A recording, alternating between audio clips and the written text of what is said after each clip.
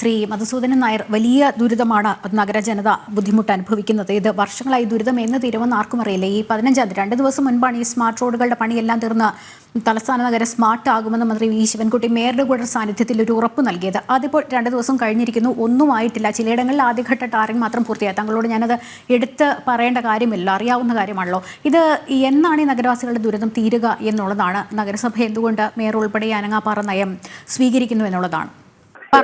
നമ്മള് കൗൺസിലർ ജനപ്രതിനിധി എന്ന നിലയില് നമ്മൾ പറയാതെ തന്നെ ഇവിടുത്തെ പത്രമാധ്യമങ്ങൾക്കും ചാനൽ മാധ്യമങ്ങൾക്കും അതിന്റെ വസ്തുത യഥാർത്ഥത്തിൽ അറിയാവുന്നതാണ്. എന്നിട്ടല്ലേ ജനപ്രതിനിധികൾ നമ്മുടെ ജനങ്ങളോടൊക്കെ ചേർന്നെടുക്കുന്ന കൗൺസിലർമാരായതുകൊണ്ട് ഞങ്ങൾ ഇതിനു വേണ്ടിയിട്ട് നിരന്തര സമരപരിപാടികളും മറ്റുമായിട്ട് മുന്നോട്ട് പോയ കാര്യം നിങ്ങൾക്കറിയാം. ചാനലുകാർക്കെല്ലാം അറിയാം. നമ്മുടെ കഴിഞ്ഞ വഴുതക്കാട് ഭാഗത്ത് ജില്ലാ പ്രസിഡന്റിന്റെയും അതുപോലെ നമ്മുടെ പാർലമെന്റ് പാർട്ടി ലീഡറൊക്കെ നേതൃത്വത്തിൽ അവിടെ ഒരു സമര പരിപാടികൾ നടത്തി. അതേ തുടർന്ന് അന്ന് നമ്മൾ ശക്തമായിട്ട് നമ്മൾ പറയുകയാണ്, നമ്മൾ അന്നത്തെ ആ സമരത്തിന്റെ ഒരു പ്രതികരണം തന്നെയായിരുന്നു. തീർച്ചയായിട്ടും വഴുതക്കാട് മേഖലയിൽ ഒരു ഏകദേശം ഒരു 75% പണി പൂർത്തീകരിച്ചിരിക്കുന്നത് എന്നുള്ളതാണ് മനസ്സിലാക്കാൻ സാധിക്കും. പൂർണ്ണമല്ല എങ്കിൽ തന്നെ.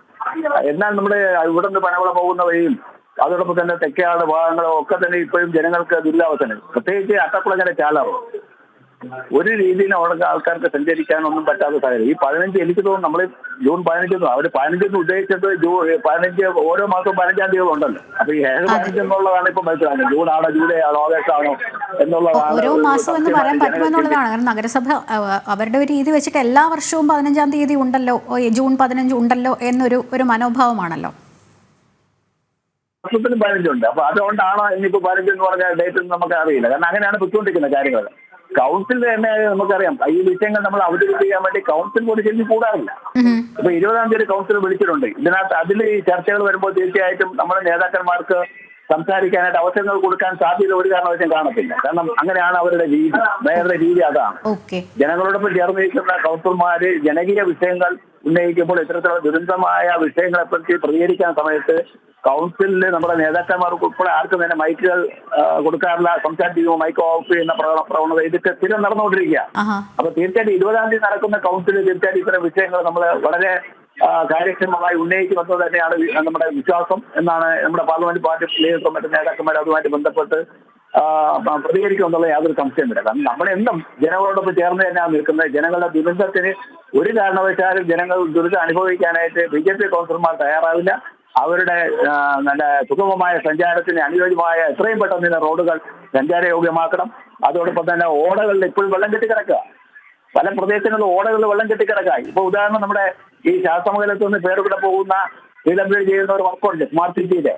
ആ സ്മാർട്ട് സിറ്റിയിലെ വർക്കിന്റെ ഓടകൾ നോക്കി കാണാത്ത വെള്ളം കെട്ടിക്കിടക്കുക. കൊതുകിന്റെ ശല്യങ്ങൾ കൊണ്ട് ആൾക്കാർക്ക് രോഗം ഉണ്ടാകാനുള്ള സാധ്യതകളുണ്ട്. ഇത് ഇവിടെ മാത്രമല്ല, തിരുവനന്തപുരത്തെ പല പ്രദേശങ്ങളും ഓട നിർമ്മാണം എവിടെയൊക്കെ നടന്നിട്ടുണ്ട് അവിടെ എല്ലാം വെള്ളം ഒഴുകി പോകാൻ പറ്റാത്തതുകൊണ്ട് വെള്ളം കെട്ടി നിറഞ്ഞ് കൊതുകുകളുടെ ലാർവയുടെ പ്രചരണം കൂടി വരികയാണ്.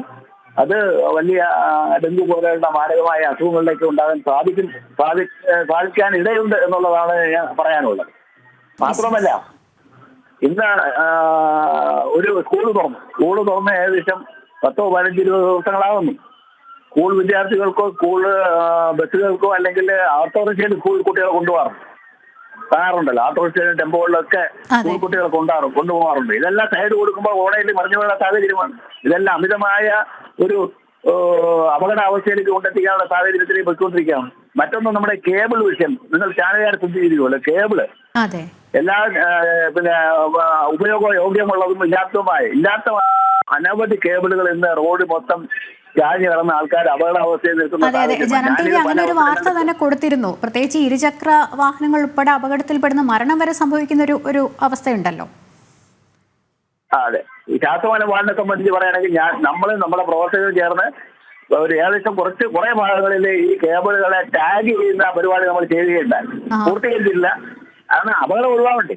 ആരുടെയോ വായും കൊണ്ട് നടന്ന സംഭവം കൊച്ചിയിൽ നടന്ന സംഭവം തിരുവനന്തപുരത്ത് ഉണ്ടാകാതിരിക്കുന്നത് അറിയാമല്ലോ. ഇപ്പൊ ഈ കുഴിയും അതുപോലെ തന്നെ കേബിൾ കുഴിയും കിടക്കുന്ന എല്ലാം കൂടെ ആകുമ്പോൾ അപകടത്തിന്റെ ഭീതി വർദ്ധിച്ചു വരുന്ന സാഹചര്യമാണ് ഇന്ന് സമൂഹത്തിലുള്ളത്, തിരുവനന്തപുരത്തുള്ളതെന്നാണ് എടുത്തു പറയേണ്ടത്. ശ്രീ മധുസൂദനൻ, അത് താങ്കൾ പറഞ്ഞ പോലെയാണ്. കേബിളുകൾ, മൂടാത്ത ഓടകൾ, കുഴികൾ, കൂർത്ത കമ്പികൾ സർവത്ര പ്രശ്നമാണ്. ഈ കുട്ടികൾ മുതൽ പ്രായമായവർക്ക് വരെ. അത് കാൽനട യാത്രക്കാർക്കെന്നില്ല, വാഹനയാത്രക്കാർക്കെന്നില്ല, റോഡിലൂടെ പോകാൻ പറ്റാത്ത സാഹചര്യം, വ്യാപാരികൾ സമരമുഖത്താണ്.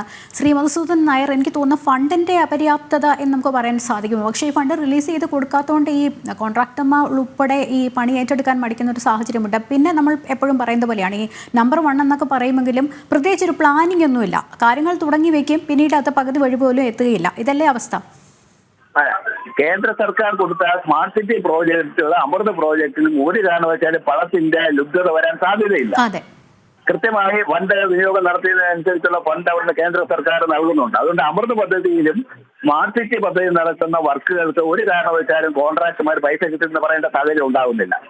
അഥവാ ഉണ്ടാകുന്നില്ല, ആ ഫണ്ട് വേറെ മറ്റേതിൽ വിനിയോഗിക്കുകയാണോ നമുക്ക് സംശയിക്കേണ്ടിയിരിക്കുക. അതേസമയം കോർപ്പറേഷന്റെയോ PWDയോ സർക്കാർ ഫണ്ടുകൾ, കേരള സർക്കാരിന്റെ സ്റ്റേറ്റ് ഫണ്ടുകൾ കൃത്യമായിട്ട് കോൺട്രാക്ടർമാർക്ക് കിട്ടാറില്ല എന്നുള്ള വസ്തുതയാണ്. നഗരസഭ ഇപ്പോൾ അറിയുന്നത്, നഗരസഭ ഈ വർഷം മുതൽ ഇപ്പൊ ജൂലൈ ആകാറായി, ഈ വർഷത്തെ നമ്മുടെ കൗൺസിലിന്റെ ബഡ്ജറ്റ് പാസ്സാക്കിയ മരാമത്ത് വർക്കുകൾ ഒരു എസ്റ്റിമേറ്റ് പോലും എടുക്കരുതെന്നാണ് ഉദ്യോഗസ്ഥർക്ക് നൽകിയിരിക്കുന്ന നിർദ്ദേശമെന്നാണ് അറിയാൻ സാധിക്കുന്നത്. നമ്മുടെ ഉദ്യോഗസ്ഥരുമായിട്ടും ഈ ഓവർസിയറോ മറ്റുവരെ ബന്ധപ്പെട്ട് പറഞ്ഞ ഇത് ഇപ്പോഴൊന്നും എസ്റ്റിമേറ്റ് എടുക്കണ്ട, കാരണം ഇപ്പൊ എടുത്തില്ലെങ്കിൽ ഈ വർഷത്തെ പണികൾ എപ്പോൾ നടക്കും?